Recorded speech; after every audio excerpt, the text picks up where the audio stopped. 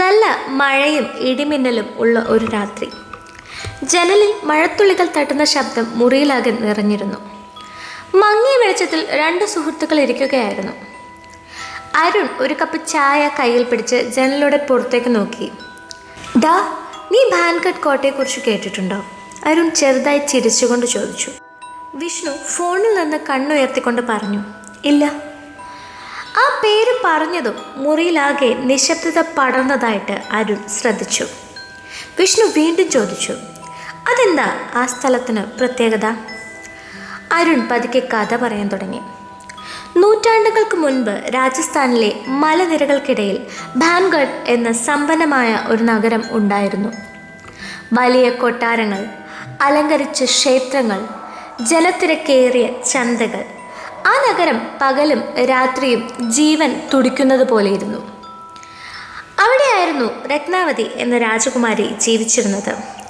അവളുടെ സൗന്ദര്യത്തെക്കുറിച്ച് കേൾക്കാത്തവർ രാജ്യത്തില്ലായിരുന്നു. പക്ഷേ ആ സൗന്ദര്യത്തിൽ ആകർഷനായ ഒരാളുണ്ടായിരുന്നു, സിംഗിയ, ഒരു മന്ത്രവാദി. അധികാരവും മന്ത്രശക്തിയും ഉണ്ടായിരുന്നെങ്കിലും രാജകുമാരിയുടെ ഹൃദയം നേടാൻ അയാൾക്ക് കഴിഞ്ഞില്ല.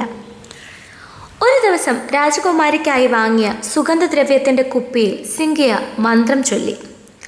അതുപയോഗിച്ചാൽ രാജകുമാരി അയാളുടെ അടിമയാകുമെന്നാണ് അവൻ കരുതിയത്. എന്നാൽ വിധി മറ്റൊന്നായിരുന്നു. രത്നാവതി ചതി മനസ്സിലാക്കി അവൾ കുപ്പിയെടുത്ത് സമീപത്തുണ്ടായിരുന്ന വലിയൊരു പാറയിലേക്ക് എറിഞ്ഞു. അപ്പോഴാണ് വിചിത്രമായത് സംഭവിച്ചത്. മന്ത്രശക്തി കുപ്പിയിൽ നിന്ന് പാറയിലേക്ക് പകർന്നു. ആ ഭീമൻ പാറ സ്വയം ഉരുണ്ടു തുടങ്ങി. നേരെ സിംഗിയുടെ നേർക്ക് ചെന്ന് ഭയന്ന് ഓടാൻ ശ്രമിച്ചെങ്കിലും സമയം വൈകിയിരുന്നു. ഒരു നിമിഷം കൊണ്ട് പാറ അയാളെ ചതച്ചരച്ചു. മരിക്കുന്നതിനു മുമ്പ് സിംഗിയ ഭാൻഗഡിന് ഒരു ശാപം നൽകി. അവൻ്റെ ശബ്ദം മലകളിൽ പ്രതിധ്വനിച്ചു. ഈ നഗരം നശിച്ചു പോകും, ഇവിടെ ആരും സമാധാനത്തോടെ ജീവിക്കില്ല. അതിനുശേഷം വിഷ്ണു ഇടയ്ക്ക് കയറി ചോദിച്ചു, കുറച്ചു വർഷങ്ങൾക്കുള്ളിൽ യുദ്ധം വന്നു, നഗരം തകർന്നു, ജനങ്ങൾ കൊല്ലപ്പെട്ടു, ജീവൻ രക്ഷിച്ചവർ സ്ഥലം വിട്ടു പോയി. ഒരു കാലത്ത് ജനത്തിരക്കാൽ നിറഞ്ഞിരുന്ന ഭാൻഗഡ് ശൂന്യമായി. കാലം കടന്നുപോയി, കൊട്ടാരങ്ങൾ അവശിഷ്ടങ്ങളായി, വീടുകൾ പൊളിഞ്ഞു വീണു. പക്ഷേ കഥ അവിടെ അവസാനിച്ചില്ല. ഇന്നും ആളുകൾ പറയുന്നത് സൂര്യൻ അസ്തമിച്ചാൽ ഭാൻഗഡിന് നിശബ്ദത മാറുമെന്നാണ്.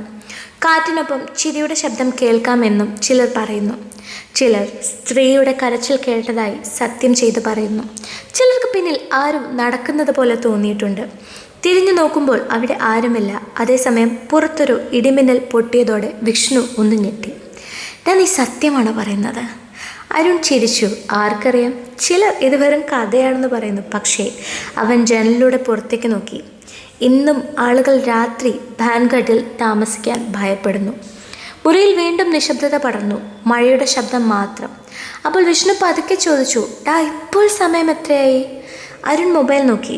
12 മണി. അത് കേട്ടതും ഇരുവരും പരസ്പരം നോക്കി. അതേസമയം മുറിയുടെ പുറത്തുനിന്ന് ആരോ വീണ ശബ്ദം കേട്ടു. വിഷ്ണുവിൻ്റെ മുഖം വെളുത്തു. അതെന്താ? അരുൺ പതുക്കെ എഴുന്നേറ്റു. വാതിലിനരികിലേക്ക് നടന്നു. ശബ്ദം വീണ്ടും കേട്ടു.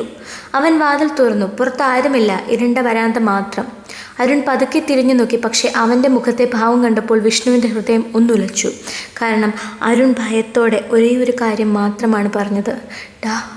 ഞാൻ വാതിൽ തുറന്നപ്പോൾ ആരോ ഓടിപ്പോകുന്ന കാൽച്ചുവടുകൾ കേട്ടു. കഥ ഇഷ്ടമായാൽ ചാനൽ ലൈക്ക് ചെയ്യുക, സബ്സ്ക്രൈബ് ചെയ്യുക. Thank you.